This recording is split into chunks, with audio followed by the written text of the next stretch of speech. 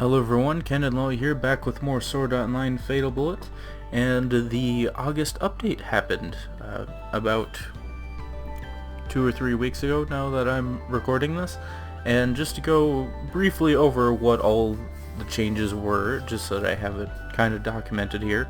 The first major thing is that they changed the maximum level from 285 to 300.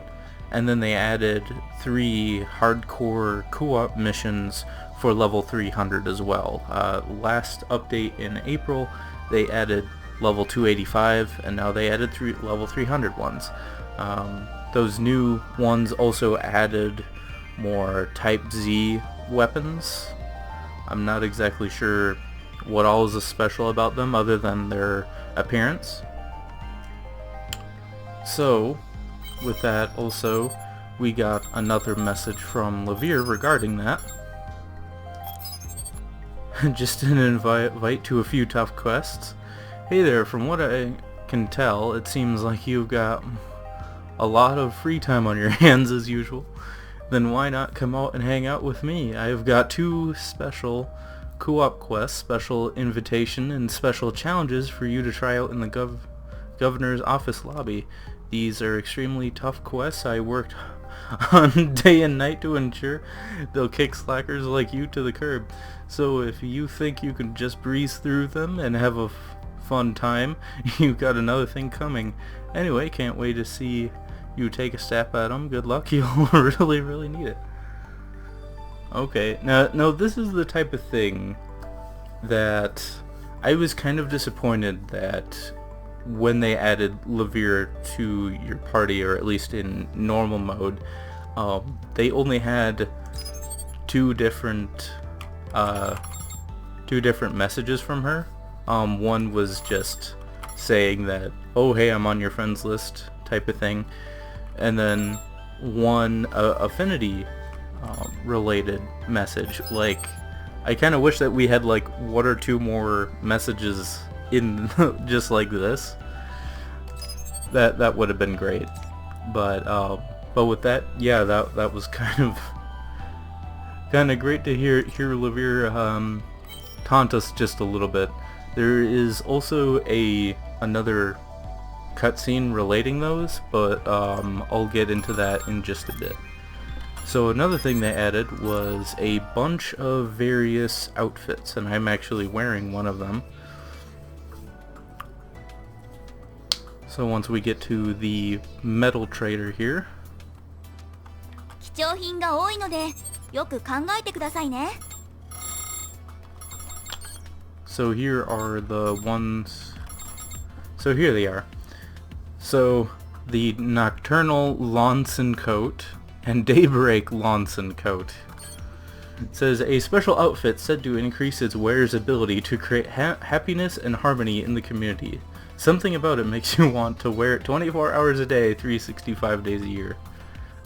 For some reason, I just really love that description. It's so bizarre and funny at the same time. So, as you notice here, the price of them is just kind of absurd.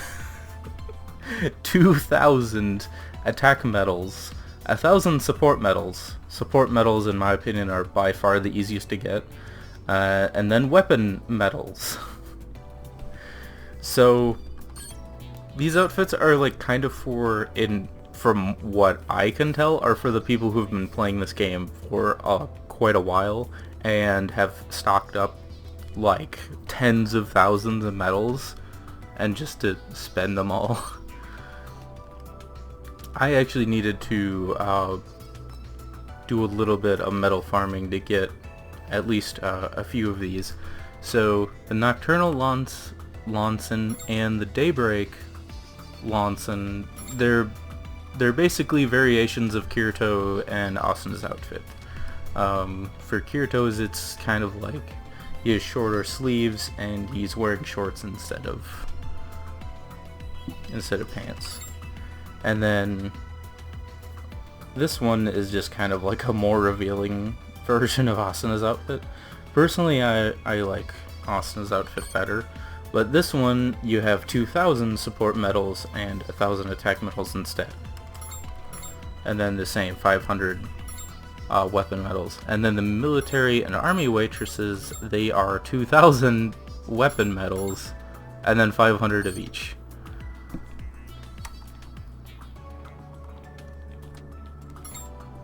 So one just has a skirt and one doesn't. And then just do a little bit of like viewing the backside and stuff. So, I mean, I personally, I don't think I'm gonna get either of the waitresses ones, but they're there. And then a fairy tale dress. So this is based on Alice's outfit from the anime. So something that she wore when she was younger, and then there's a variation of that. And these are 1,000 attack medals, 1,000 support medals, 500 weapon medals for both of those. And then now there is various different headbands and stuff, which is cost 150 of each. So this one is just kind of a bow, and then a waitress headband, still the same cost. And now we have the comedic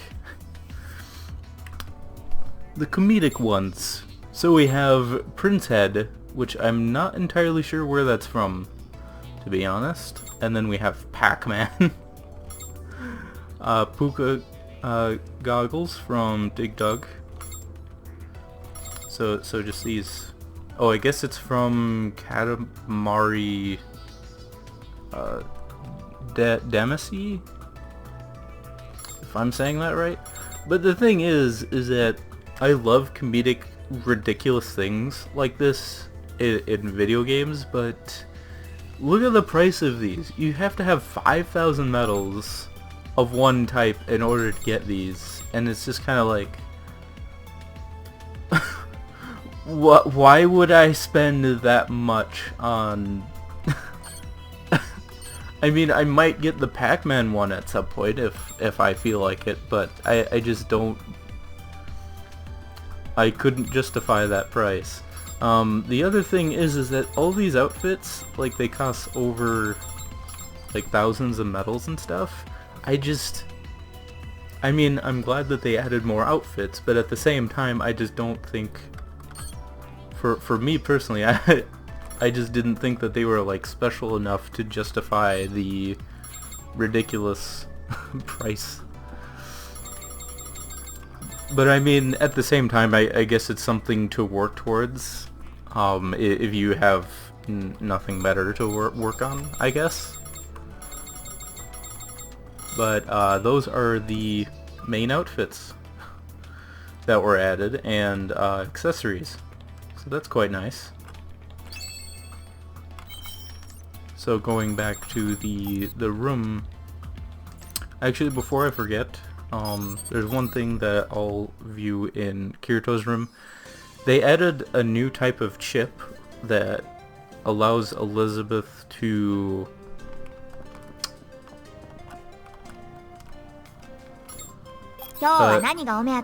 it's called weapon overclocking, which basically... I'm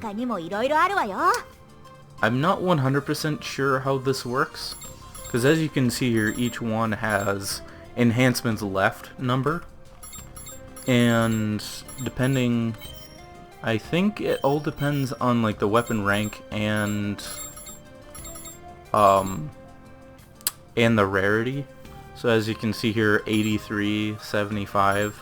I think it's mainly weapon rank. But what it sounds like anyway is that when you use these overclock chips, you have a chance to increase it between 5 to 10%.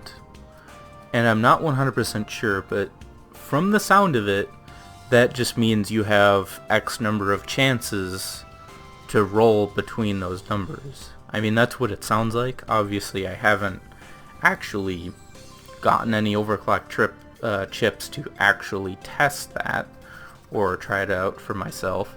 So from a glance, that's all I can tell from what it is. So that's also an option for grinding, and I have no idea how to get overclock ships. I'm guessing they're from the special hardcore missions or in Distance to the Nexus. So besides that, we're going to view the hardcore cinematic that they added.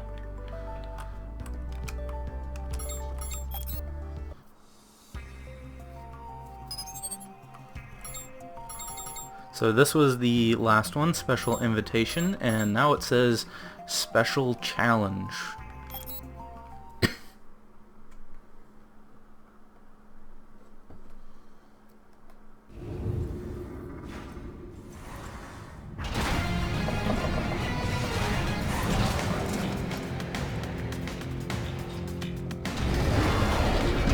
Having 3 rocket launcher fastest miles in one spot, that's going to be tough.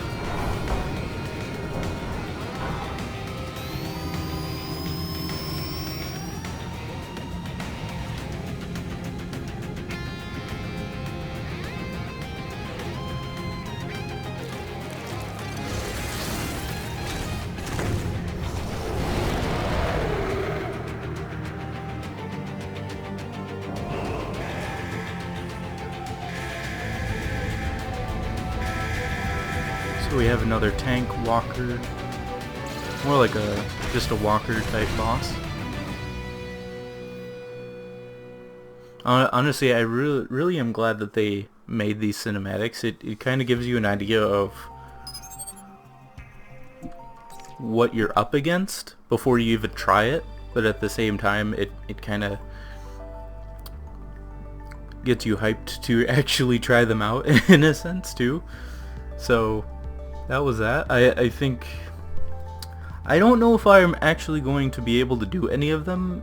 From what I looked up, it sounds like if you want to do them offline, you have to do the co-op ones solo for some reason, and I would have to do them probably solo just because I don't actually know anyone else who plays this game, and I don't know if I would want to do that online or not.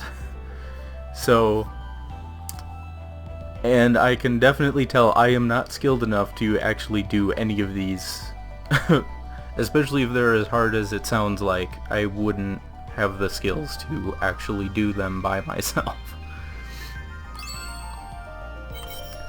So with that, I think, oh yeah, and also for the customization you can add another type of face paint, before I forget to mention that. So with that, I think that is pretty much everything that they added, as far as I'm aware, with this August update for the most part. And another thing that I noticed is that when you log in, when you start up the game, it starts as like a window for some reason, and then once you actually load into the game, then it goes into full screen. I'm not sure what the deal is with that. So, oh yeah, and then there's another difficulty of the Bullet of Bullets simulator, which I haven't actually tried Bullet of Bullets quite yet. But what I did want to, at the end of this part here, go into the party hero quests. And the reason why I wanted to do this is because I kind of found this out by accident. I was just looking at these to see what rewards they gave you in it, and at first I didn't really try these because I figured that they would give the same rewards as the solo ones. But they're not. They're a bit different. And as you can see here, it gives you medals, it gives you weapon proficiency, and even ammo for the first 15 of them. So that is kind of cool. And then these last 3, you get SP, 300 medals, and 300 proficiency. So that is really cool. So a way of grinding SP, I think that's probably, well, doing one of these would probably give you, what is it for 40 SP? I think it's 60 support medals. So you would basically be getting 250 SP per one of these, and I finished one in under a minute. Obviously with the various characters it's going to be different based on your playstyle. So I mean roughly about a minute to kill these, maybe a minute and a half with the various characters. And how the party things work is you choose one character out of 4. So here you choose between Asuna, Kirito, Yuki, and Shinon, and those will be party members. So whoever you don't choose. And I would say that this is the, as far as I can tell, the fastest way to boost your proficiency with these various characters, especially with the plus 300.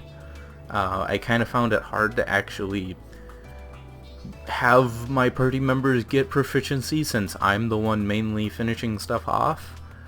and one thing that kind of irritates me just a little bit is that when we look at my party members here, so I have Sachi here, and when we look at her weapon, they're still only rank 10, and I'm level 250.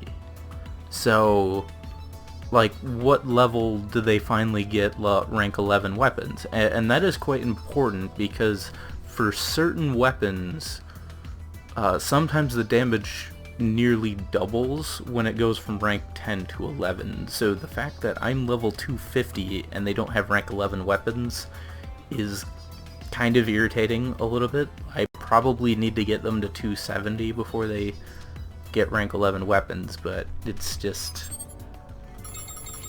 something worth noting. Like for an example, 7's weapon, the base damage goes from this, and keep in mind that this is like plus 20% optical attack, so like 550, and then I think the rank 11 has like 1400 base damage, so it's huge difference for certain characters. But yeah, so I'm just going to show off at least one of these one of these party quests. So I'm going to do Asuna again. I was going to have, because my main group is my character Asuna, 7, and then Sachi. And I think out of all of them, Asuna has the lowest proficiency, so plus 300 is definitely quite a big boost. And the maximum is 5,000, so you can technically do these just about 20 times, and you go from 0 to 5,000 just like that, so that's kind of cool.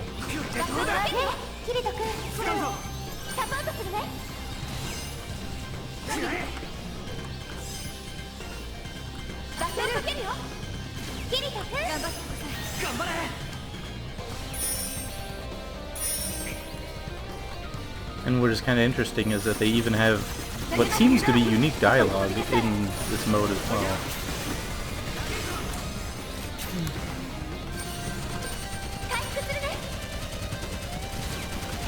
I haven't actually played this for a little bit here, so I'm just kind of still getting used to it.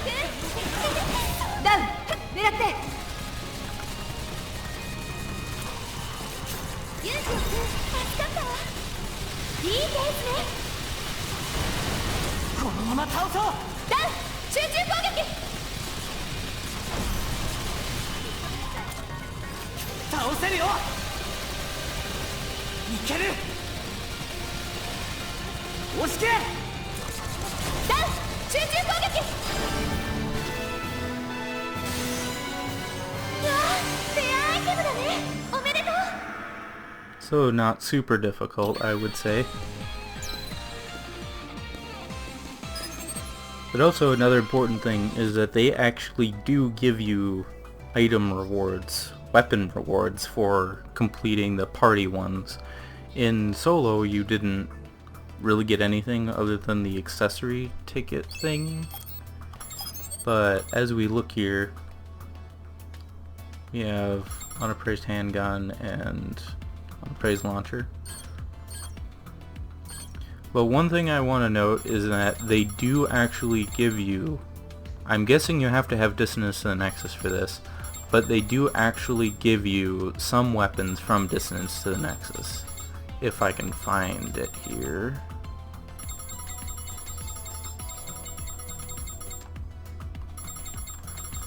Like this sword, for an example. This is the sword that's in Dissonance to the Nexus that's equipped by EG. And I got a rank 7 version from doing one of these. And what is kind of interesting about this sword is that my sword for Tia's account, since she's the one that uses melee primarily, her sword with plus 15% weapon attack and a bunch of crit stuff, it actually has less base melee power, even with that plus 15%, than this sword does at rank 7. That sword has 1200 melee power, and this one at rank 7 has 1340. So I don't know, I kind of feel like the melee power of the photon swords needs to go up just a little bit, maybe like 10% or so, because if I'm a sword user, I really can't rationalize using a photon sword over one of these, because I'm guessing the rank 11 does like 2,000 minimum base attack, so I just kind of wanted to point that out. So yeah, that is the party hero quest, and let me see here. So we're going to also do one thing of Battle of Bullets, because I've never done that before. You can talk to the receptionist NPC in the government lobby to enter Bullet a Bullet simulation, which consists of 3 one-on-one matches followed by an 8-player final match for those who win the first 3 matches. Each time you win a match, you'll be able to earn a cash prize while taking part in the simulation. You'll be unable to fast travel, but with your equipped weapons, and you'll have unlimited ammunition. Kind of like the defensive battles, you never run out of ammo for those, or the hero quests. Inside the simulation, you'll encounter random avatar enemies whose data is based on existing players. Every so often, a satellite scan will show their location on the field. The weapon you can get from them are all exceptionally powerful. The simulation can be attempted an unlimited number of times, so if you're confident in your skills, feel free to enter as often as you like. Note that the Master and Grandmaster classes feature a different number of opponents. So for this August update, they added the Grandmaster difficulty for these, and they drop rank 11 weapons. I'm not sure which rank 11 weapons. I mean, I'll find out at some point. In online PvP deathmatch quests and Battle of Bullet simulations, the name and icons of enemies you discover will not be displayed and will not appear in your minimap. However, at set intervals, a satellite scan will reveal their icons for a few seconds. So I'm guessing what this says is that normally if you play solo, whoever you encounter, it'll show their name, and as soon as you find them, like they're out in the field. But if you're in PvP, they don't show their name. So that's quite interesting. I think I would like that if I was interested in online. The following skills and gadgets have special location related effects. Hawkeye reveals the enemy location for several seconds, and metamaterial camouflage blocks detection from satellite scans. Damaging an enemy will temporarily reveal their location, making surprise attacks all the more tactically advantageous. So that is very interesting. Hawkeye, I think it said the skill reveals hidden enemies or something like that, and I didn't really feel like it didn't really look like it did a whole lot. I mean, granted I didn't equip it on myself, but seeing my party members use it, it didn't really seem to do much. So in this game mode, it probably does more than it normally does. Same thing with metamaterial camouflage. That skill or gadget, I mean, doesn't really seem to do as much as I would have hoped. Enemies can still kind of see you unless you are relatively far away to begin with.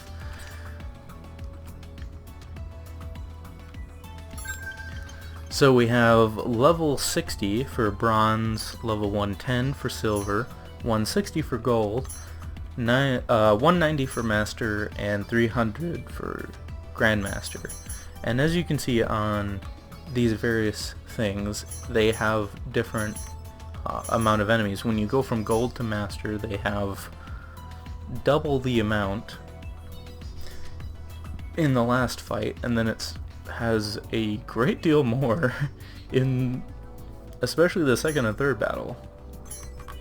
So that is very interesting, and it says you get credits. So I'm guessing if you are really good at these, this might be a really good way of getting credits, just like medals is for the party hero quests. So at some point, once I get to level 300, I'll probably try the Grandmaster class and probably record it, but just to show like the concept of it, and also so it doesn't take as long, I'm just going to do the bronze class one for now. But yeah, once I get to 300 and I have the weapons and stuff that I'm kind of for sure going to use for endgame stuff, especially, then I'll go to the 300. So let's go in the bronze.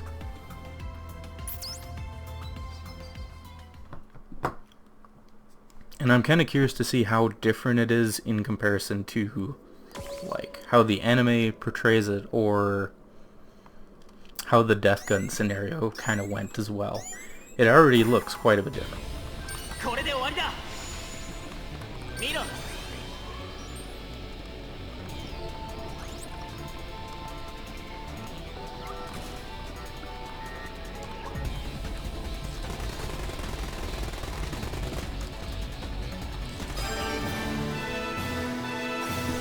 So yeah, being level 60,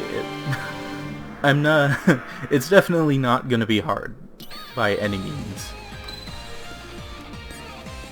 Like I said, this is just kind of show like the concept for this point in time, what it's like, and for me to experience how different it is in comparison to everything else.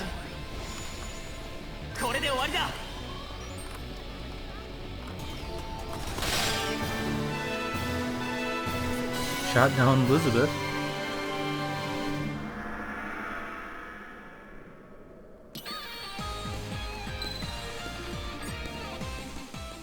So far I'm really liking the concept of these, like being in a wider area and then being in the one-on-one fights. This is basically what I hoped that the whole death gun scenario was, because that was relatively disappointing with your opponent pretty much just showing up straight in front of you. You didn't really have to look for them.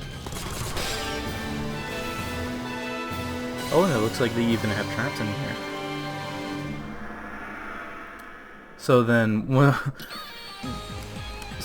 when you got to fight each person, and then you fought Death Gun, like, it's the same area 3 times, and your opponent is pretty much straight ahead of you. And this right here, is basically what that should have been.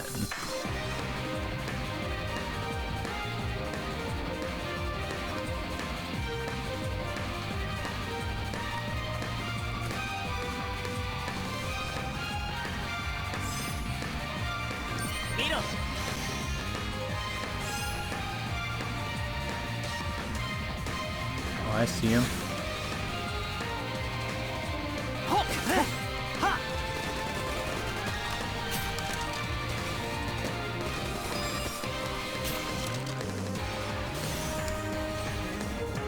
Oh yeah, and then there's 7 this time. That's right. And you actually see them fight each other. That's a great touch there. So how does the scan work? Okay, good.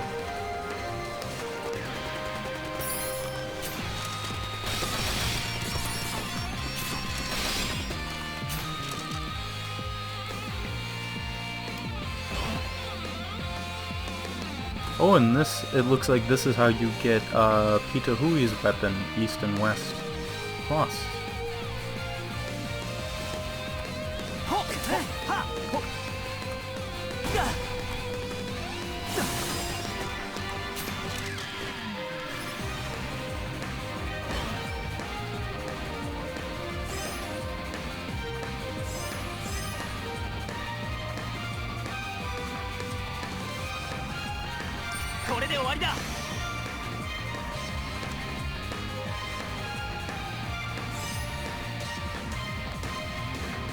Where is this last one though?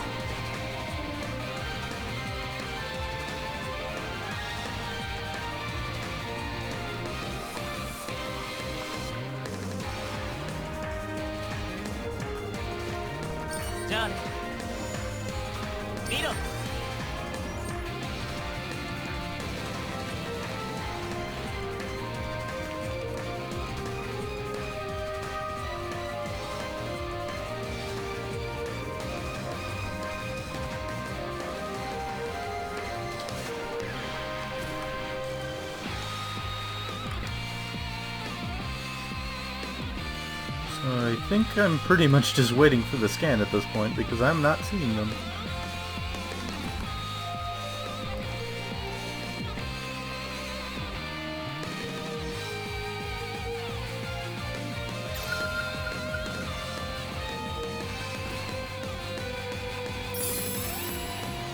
Oh, there they are.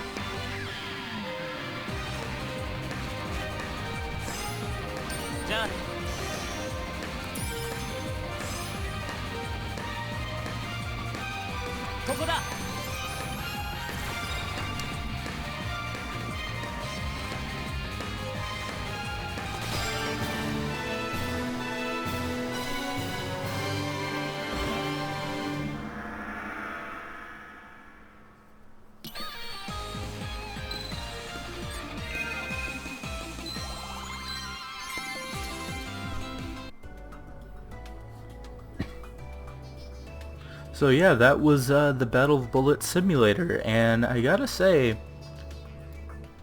I can definitely see it being very enjoyable on the higher difficulties once I get to level 300 and trying out the Grandmaster class. I think that would be quite enjoyable. And I have to say that how they simulated Bullet of Bullets this time, it was basically how the Death Gun scenario should have been. If it was like that, I think I would have enjoyed it a lot more, to say the least.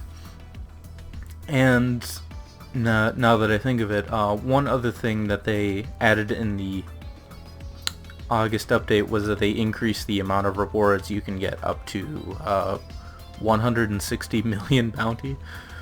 Not really close to that just quite yet, but next time I'm gonna jump into Dissonance to the Nexus, finally, because I wanted to get the true ending done before I jumped into that, because it said that the Dissonance to the Nexus was after the true ending, and now that I've seen it, I can finally get there.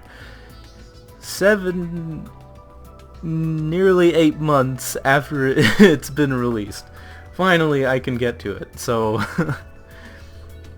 as funny as that sounds. So, yeah, I think overall, it's been really great to find out for myself that the party your quests increase your proficiencies and give you plenty of medals very fast. And as you can see here for Asuna, I actually got her like in the mid-thousands because of that. And then 7, I got to 5,000 by farming the one Hornet boss in the White Frontier area that I was farming, and then same thing with Sachi. But definitely, if you want to increase their proficiencies and get medals, that's what seems to be the fastest way of doing them. And I'm really looking forward to jumping into Dissonance and Nexus, getting to that, or at least nearly max level, and then trying out the Battle of Bullets again. I think that game mode seemed to have a lot of potential in it, and I think that was great. And I forget, I think it said that you could also do that online. So if you wanted to have like a genuine Bullet of Bullets experience online, it sounds like you can. Of course, I'm probably not gonna try it, but there's that. Okay, and then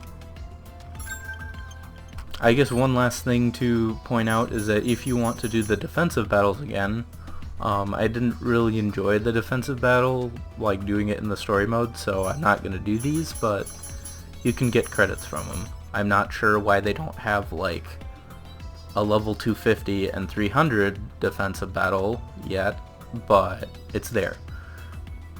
So I think with that, that's everything in the August update that I could think of or find in the patch notes. So if there's any more, well, I'll probably mention it at some point. And then going through those simulators. And they actually mentioned that they're gonna have a winter update still. So they're still updating this game, and they're actually gonna add some story to the winter update. So I'm really looking forward to that. So with that, I'm gonna wrap this up, and thank you very much for watching, and have a wonderful